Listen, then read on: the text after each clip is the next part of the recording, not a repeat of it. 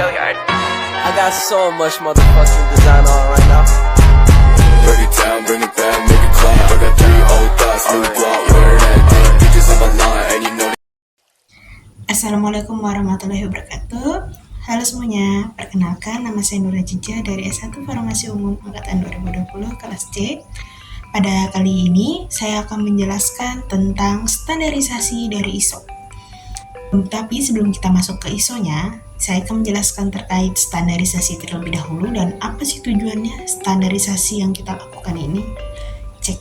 Jadi standarisasi itu mempunyai 3 macam. Yang pertama itu standar, yang kedua itu standarisasi, yang ketiga itu standarisasi obat herbal. Nah, apa sih standar itu? Nah, standar itu satuan ukuran yang dipergunakan sebagai dasar pembanding kualitas atau kuantitas hasil karya yang ada dianggap hilang tetap. Nah, kemudian untuk standarisasi itu adalah rangkaian parameter atau prosedur caranya dari hasil pengujian yang erat kaitannya dengan penetapan mutu yang akan kita lakukan. Kemudian terdapat juga standarisasi obat herbal. Nah, standarisasi obat herbal sendiri itu rangkaian dari proses juga, tapi dia melibatkan berbagai metode, misal analisis kimiawinya atau data farmakognosi yang sudah kita lakukan, kemudian analisis fisik maupun analisis kimianya berdasarkan kriteria atau fisik dari toksisitas yang akan kita lakukan terhadap ekstrak alaminya. Apa sih tujuannya kita lakukan standarisasi? Nah, jadi tujuan standarisasi itu ada macam-macam, yaitu yang pertama kita dapat mencegah pemalsuan dari produk orang lain dengan produk kita. Nah, terus kita dapat meningkatkan nilai ekonomi produk obat alam kita. Nah, dari obat bahan alamnya.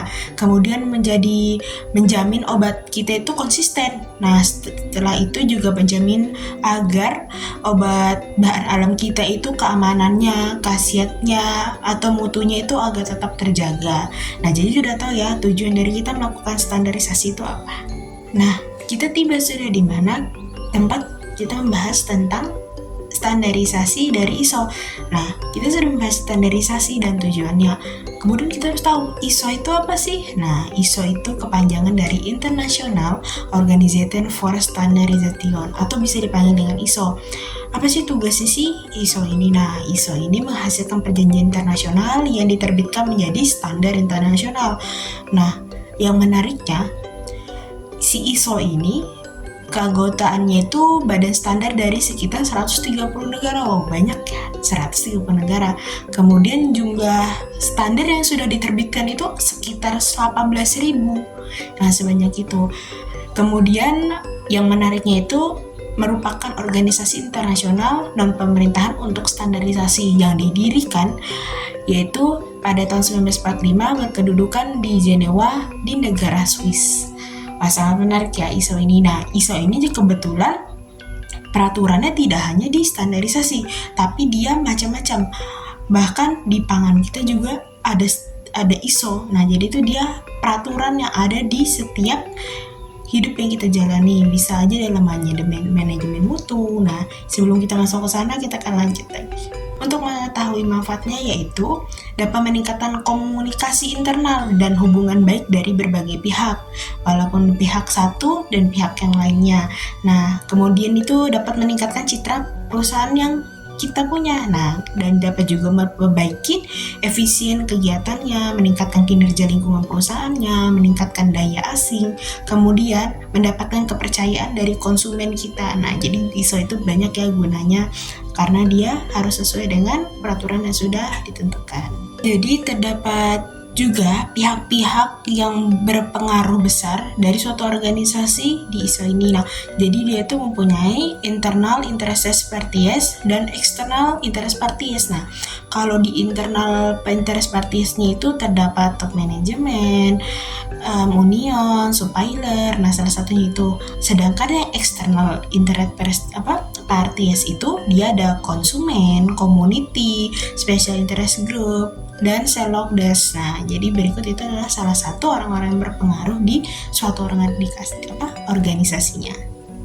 Tadi kita sudah bahas ya, apa aja yang sudah masuk di ISO. ISO itu juga ada di kehidupan sehari-hari yang saya sudah singgung tadi. Nah, jadi ada juga di ISO 14001 yang menjelaskan tentang sistem manajemen lingkungan pada tahun 2015. Kemudian ada yang membahas tentang sistem manajemen keamanan pangan, kemudian ada sistem manajemen mutu. Nah, itu tuh punya masing-masing pada peraturannya. Jadi tuh ISO itu mempunyai berapa kayak nomor, tapi dia itu masing-masingnya itu ada tugasnya dan peraturannya sudah tertata. Kalau untuk kesehatan, dia adanya yang Occupational Health and Safety Management System, itu di ISO 45001. Nah, salah satunya itu ya. Kita lanjut ke prinsip manajemen mutu. Nah, prinsip manajemen mutunya itu kita dapatnya fokus pada manajemen hubungannya, mengambil keputusan berbasis bukti, yang bagaimana kegiatan kita itu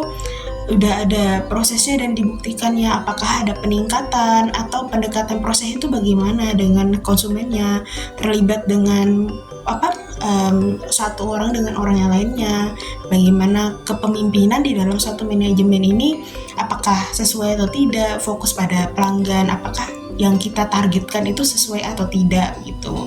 Jadi prinsipnya itu apakah yang kita akan kerjakan dapat tertata sesuai dengan prinsip yang sudah saya jelaskan. Setelah kita melakukan manajemen mutu, kita melakukan pengendalian mutu. Nah, pengendalian mutu itu adalah suatu proses pemecahan masalah yang 4 langkah iteratif yang akan digunakan dalam pengendalian kualitas. Nah, di situ tuh ada 4, ada plan, do, check, act, atau yang disebut dengan siklus proses PDCA. Nah, begitu. Untuk siklus PDCA sendiri itu macam-macam ya. Ada yang sudah saya bahas, ada plan itu rencanakan, menetapkan sasaran prosesnya. Nah, bagaimana yang akan kita rancang dalam suatu prosedur yang akan kita lakukan. Do itu lakukan. Nah, setelah kita rencanakan, kita menerapkan dan kita mulai melakukan apa yang harus dilakukan. Kemudian kita cek apakah kegiatan yang kita lakukan itu sesuai atau tidak, apakah ada hasilnya atau tidak. Kemudian kita lakukan tindak lanjuti. Apabila tindakan yang perlu meningkatkan dari suatu proses itu, apakah perlu ditingkatkan lagi, atau apabila ada yang kurang dan apa direvisi kembali atau akan dilanjutin kembali begitu. Jadi setelah dilakukan semuanya pengawasan mutu, kita lakukan pemikiran yang berbasis dari risiko. Nah, diperlukan mencapaikan sistem manajemen yang mutu efektif. Kemudian organisasi itu perlu memecahkan merencana dan melaksanakan tindakan-tindakan untuk menangani risiko dan peluang dalam upaya mencegah dampak-dampak negatif yang tidak diinginkan. Sekian video dari saya, kurang lebihnya mohon maaf. Wassalamualaikum warahmatullahi wabarakatuh. Sampai jumpa.